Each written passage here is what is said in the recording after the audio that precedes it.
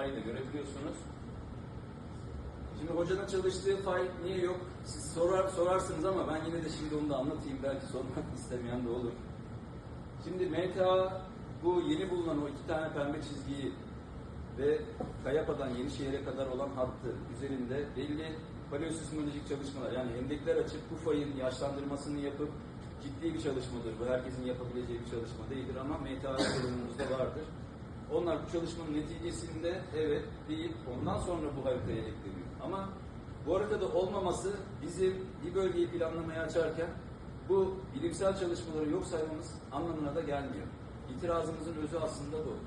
O çalışmalar için Türkiye çok büyük ve çok fazla fayımız var. Çalışılması gereken çok bir bölgemiz var ama Bursa'ya da bu anlamda öncelik verilmesi, yani lobimiz eksik diyoruz ya, belki de lobimizin gücü yetiyorsa bu tarafa doğru zorlamamız lazım. Hep beraber, topyekun.